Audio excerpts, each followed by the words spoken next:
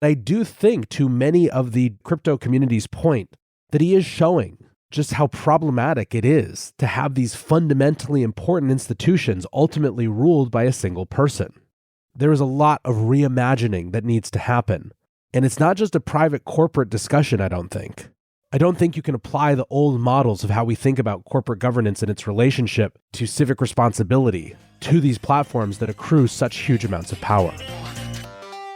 Welcome back to The Breakdown with me, NLW. It's a daily podcast on macro, Bitcoin, and the big picture power shifts remaking our world. The Breakdown is sponsored by Nexo.io, Circle, and Kraken, and produced and distributed by CoinDesk. What's going on, guys? It is Tuesday, December 20th, and today we are talking about Elon Musk and Twitter. Before we dive into that, however, if you are enjoying The Breakdown, please go subscribe to it, give it a rating, give it a review, or if you want to dive deeper into the conversation, come join us on the Breakers Discord. You can find a link in the show notes or go to bit.ly/breakdownpod. Also, today I am thrilled to welcome Cryptowatch as an additional sponsor. Cryptowatch is the last crypto app you will ever need. Track prices up to 2 times faster than other apps, catch market movements as they happen with powerful charting tools and custom alerts, sync your portfolio and trade across multiple exchanges. And of course, stay in the community conversation with leading influencers on Cryptowatch Social. Get everything you need to gain a competitive edge with the Cryptowatch app. Visit Google Play or the Apple App Store to download Cryptowatch today. All right, so before we get into the main show, a quick follow-up from yesterday. We discussed the apparent show that was Sam's hearing from the Bahamas. And there are just so many layers of weird in this. Ben Armstrong, aka BitBoy, had a whole crew down there in the Bahamas who were trolling Sam at the hearing and talking about some woman who filed criminal charges over the weekend. Anyway, where we ended off was the judge sending Sam back to jail, calling it a wasted day. But apparently it wasn't entirely wasted, because before he left, Sam was allowed to place a phone call to his U.S. legal team. One of the issues raised in Monday's hearing was that Sam wanted to view the indictment before he agreed to extradition. Following the hearing, both the New York Times and Washington Post reported that Sam's Bahamas-based defense attorney said that Sam had now agreed to extradition, stating that we as counsel will prepare the necessary documents to trigger the court. However, the strangest twist in the story came on Monday evening, when Fox News reported that Sam had cut a deal with U.S. prosecutors in exchange for waiving his right to contest extradition. Eleanor Terrett, a reporter at Fox, tweeted, quote, "Sam Bankman-Fried has agreed to be extradited to the U.S. and will be arriving either tonight or tomorrow. 2 sources have informed Fox News he's expected to be released on bail per preconditions his lawyer made with the SDNY prosecutors in exchange for agreeing to extradition. Bankman-Fried will be arraigned at a federal court in Manhattan where he'll have a new bail hearing. While multiple sources say he's expected to be released on bail, it will ultimately be up to the judge to decide." Now, this fact that whatever the SDNY has indicated to Sam's lawyers, it will still be up to a judge to decide about bail, has not stopped tons of people, including politicians, from speculating about a potential deal. For example, Bill Huizenga, a congressman from Michigan, said, A, U.S. government must seize his passport to make sure he's not a flight risk again. B, bail needs to be significant and commensurate with the crime. C, while not practical or possible for him, think a dog must bark, he ought to be limited in his social media and internet usage. Now, frankly, if you're the judge and you're hearing this case, there isn't just the issue of whether Sam's a flight risk or not. There's also the issue of how Sam on bail could potentially access crypto networks to move around any secreted funds, and frankly, I think that's just as big of an issue in this case. Anyway, that's the update on that situation, and I'll keep you posted as it evolves. Now, yesterday I mentioned the weekend dust-up about Elon, but I didn't have the time to cover it, so today that's what we're going to do. As I always say, this show is about big-picture power shifts. So how does that apply to Elon and Twitter? Well, one way to look at everything that has been going on with Twitter is as a cartoony sideshow of a media-obsessed billionaire, and I wouldn't fault you for that take. However, regardless of what you think of the personalities involved, or personality at the top really, there is sort of no denying how essential Twitter is as an information source. For all of the years of all of the bluster of people being ready to leave Twitter for some reason or another, it has remained an essential, vital digital town square. However, for the first time, the threats to leave are feeling a little more real, and they might be driven by real decisions being made by the current leadership. I think that a seismic shift in the global communication landscape is in the category of big picture power shifts, so let's try to catch up. The latest round of chaos at Twitter started on Thursday when Elon Musk modified Twitter's moderation policy following a security incident. The previous night, Elon's child had been in a car that was followed by a stalker. Over the next day, Elon blamed the incident on an account called Elon Jet which tracks Elon's private jet in real time, publishing its location to a Twitter account. Although the account is published using only publicly available information, Elon considered this to be, quote, real-time doxing, and banned the account as well as suspending numerous journalists who were covering the story. Now, holding aside anything you think about moderation policies or this specific, as just a human being, I totally understand Elon's response. If my kid was in a car that had been followed by a stalker who eventually drove it to the side of the road and then climbed on the car, I'd burn down the world. So again, on a human level, I understand. But of course, we're not just talking about one specific incident. We're talking about the moderation policy of a network of tens of millions. Now, Elon later posted a Twitter poll asking his followers to vote on how long the suspension should be before reactivating accounts by the end of the weekend.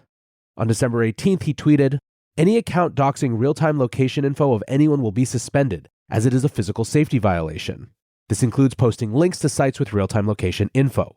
Posting locations someone traveled to on a slightly delayed basis isn't a safety problem, so it's okay. But last night, car carrying little X in LA was followed by crazy stalker thinking it was me, who later blocked car from moving and climbed onto hood. Legal action is being taken against Sweeney and organizations who supported harm to my family." Now, the big issue here wasn't so much the outroar about the Elon Jet account itself. I think other folks had a similar reaction that I did to the specifics of this case, and were sympathetic to the idea that this might be a physical safety violation. It was more the fact that journalists were banned for asking questions. What happened was that when those journalists were suspended, several of the most anti-Elon journalists discovered that despite being suspended from normal Twitter, they could continue taking part in Spaces, which is the live voice streaming feature. During a live discussion of the new moderation policy around doxing that was happening on Spaces, Twitter shut it down. And it wasn't just that particular Twitter Spaces room, but Twitter Spaces was entirely removed from the platform. Basically, it appeared that Twitter could not amend the code to ensure that suspended accounts were unable to access Twitter Spaces fast enough, so instead pulled the plug on the whole feature. Anyways, it was this banning of journalists that elicited the biggest response. CoffeeZilla, who's recently been all over the Sam Bankman-Fried case, tweeted on December 18th, "Banning journalists is cowardly and a dangerous precedent. Elon should live by his principles instead of becoming the same boot on a different foot. Crazy how many of the same people who disagree with me now were celebrating my view earlier this year that Andrew Tate should not be banned. Kind of wild to be arguing with the free speech folks about free speech." Now, this was just the first incident of a weird weekend. Adding further confusion, late on Saturday night, Twitter updated its terms of service to ban links to several rival social media platforms. Called the Promotion of Alternative Social Media Platforms policy, under these new terms, users could be banned for simply posting a link to their Instagram or Mastodon accounts. The terms even ban the use of Linktree, a popular aggregator site which allows users to have a single place to show all social media profile links. The move appeared to be an attempt to stop people leaving Twitter for alternative platforms, but the application of the moderation rules appeared to be being done in an extremely heavy-handed manner, from the policy themselves as it was announced. What is a violation of this policy? At both the tweet level and the account level, we will remove any free promotion of prohibited third-party social media platforms, such as linking out, i.e. using URLs, to any of the below platforms on Twitter or providing your handle without a URL. Prohibited platforms: Facebook, Instagram, Mastodon, Truth Social, Tribal, Post, and Nostr. Third-party social media link aggregators such as Linktree, LinkBio. Examples: follow me at username on Instagram, username at mastodon.social. Check out my profile on Facebook, facebook.com/username. So again, this is not just putting those links in your profile. This is also in a single tweet. Now, a lot of people flew off the handle about this, and I think rightly so. One of them was Y Combinator co-founder Paul Graham, who said, "This is the last straw. I give up. You can find a link to my new Mastodon profile on my site." To that, he was quickly suspended, and the outcry was pretty immense. MJ, aka Morgan is a Wizard, said, "Banning Linktree right now across the board is a huge mistake. It's wrong to assume people primarily use it to promote their profiles on other platforms. This is going to have devastating consequences for small business, event sales, website traffic, fundraisers, etc. Until you can promote more than one link at a time in your bio, this is just really bad." Ella Dawson wrote, "Imagine thinking the true threat to your business is Linktree." In an ecosystem where innovation is the norm, it's the basics that are in the spotlight. Nexo is a company that has never put the safety of clients' funds in question. With over 50 global licenses, $775 million in insurance, and a real-time audit of custodial assets, Nexo sets an example for security standards in the industry. Apart from keeping their 5 million clients safe, Nexo has kept building. They've just announced their non-custodial smart wallet. Visit nexo.io, that's Nexo.io, and sign up today. This episode is brought to you by Circle, the sole issuer of USDC, and a leader in crypto that's held to a higher standard. USDC is a fast, safe, and efficient way to send money around the globe. USDC is always redeemable one-to-one for US dollars and has over $45 billion in circulation as of October 13th, 2022. Plus, Circle posts weekly reserve reports and monthly attestations of reserve capital, letting users know that USDC is safe, transparent, and compliant with regulations. Just go to circle.com/transparency to see why USDC is a trusted stablecoin. As one of the largest, longest-lasting, and most secure exchanges, Kraken sets the example for transparency and trust while delivering on their mission to empower people with new ways to connect and transact. Millions of people around the world count on the Kraken mobile app as the easiest, safest, and most flexible way to start building their crypto portfolio.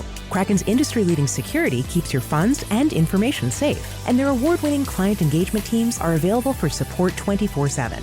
Download the Kraken app on Google Play or the Apple App Store, or visit kraken.com/breakdown to join.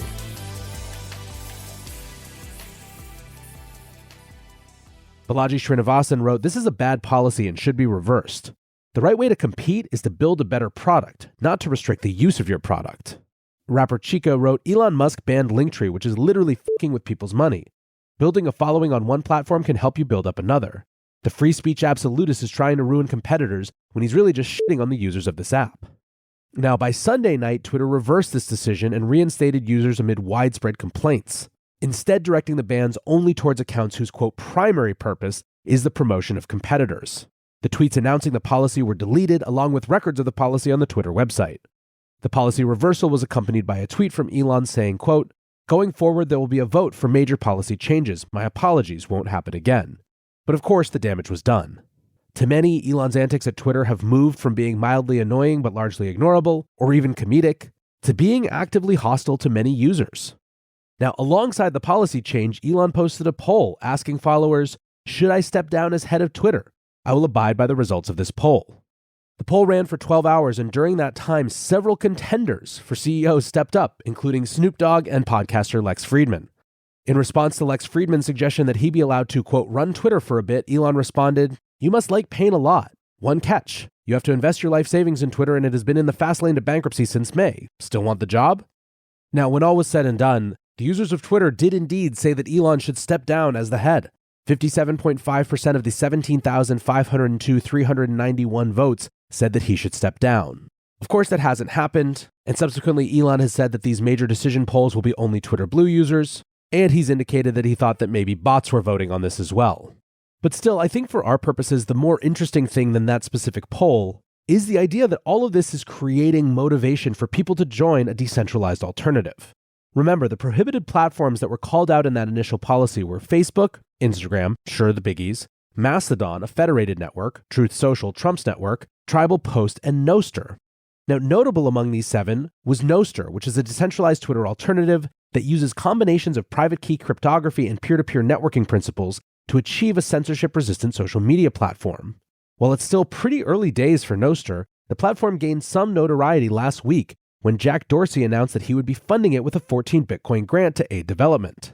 Mentioning such a small upstart platform alongside already established competitors like Mastodon was an interesting insight into how Twitter leadership views its competitors.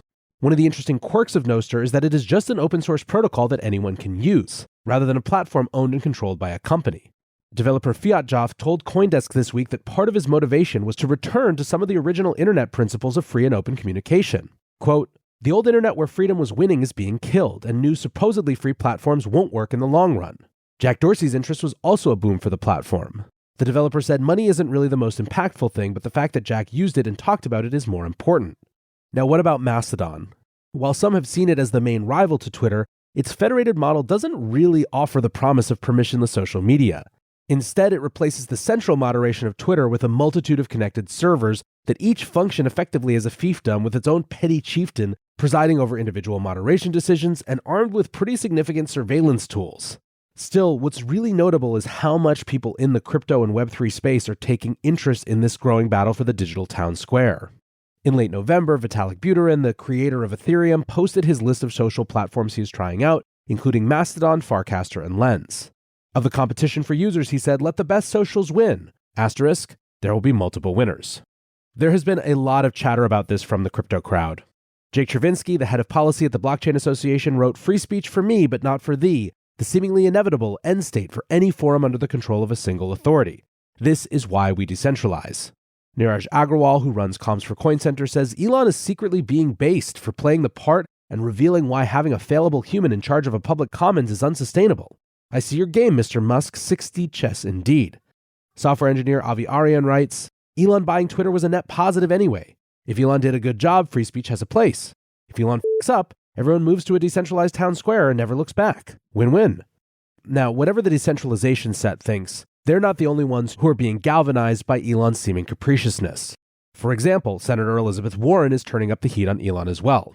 She recently wrote to the Tesla board of directors, reminding them of their duty to ensure that Elon does not treat the publicly listed electric vehicle company as a, quote, private plaything. Her letter put the board on notice, saying, quote, "Your legal responsibility is to serve as a prudent fiduciary for shareholders and to oversee the management of Tesla's business. That responsibility includes ensuring that Mr. Musk is an effective CEO and that he fulfills his legal obligations to act in the best interest of Tesla and all of its shareholders, not just himself. The fact that Mr. Musk was until recently the world's richest man does not absolve him of those legal responsibilities or provide assurances that he will meet them. It remains unclear whether the Tesla board is adequately governing the company or if it has established clear rules and policies to address the risks to Tesla posed by Mr. Musk's dual roles." Warren was particularly concerned with reports that Musk brought in a team of 50 Tesla engineers to work on issues at Twitter, which could be seen as a misappropriation of Tesla's resources and a violation of SEC regulations on corporate governance. Warren asked for comprehensive information on the steps taken by the Tesla board to monitor these conflicts of interest. And to be clear, it's not just Warren who's concerned about this. Shareholders seem concerned as well. Musk has sold $40 billion in Tesla stock this year, even as its stock has plummeted by 23% so far in December and is off more than 60% overall. Major Tesla investors are now publicly calling out Elon for his lack of care and attention as CEO. Ross Gerber, the CEO of Gerber Kowalski Wealth and Investment Management, who is a big Tesla bull, earlier this week tweeted, "Elon has now erased $600 billion of Tesla wealth and still nothing from the Tesla board of directors. It's wholly unacceptable." Later in the week, he said he would run for a seat on the Tesla board, telling Reuters, "I work with maybe 1,000 investors. Seeing the pain everyone is going through, the disappointment with Elon, unhappiness, it was just the time for somebody to stand up and say what needs to be said." Leo Ko-Guan, a major individual Tesla shareholder, tweeted last week, "Elon abandoned Tesla and Tesla has no working CEO. Tesla needs and deserves to have working full-time CEO. What Tesla board of directors should do nothing?" Matthew Tuttle, the CEO of Tuttle Capital Management, said, "The whole situation is just weird, and weird is being kind. If I was a long-term investor, I would stay away. You never know what Elon is going to do." I think that pretty well sums up the situation. For my part, I am certainly not rooting for Elon to fail. I do not think there is yet a good model of how these Web 2 social networks that have accrued so much power relative to other human institutions should actually be governed. We are still in the theorize and experiment phase, and all we have basically are examples of what not to do.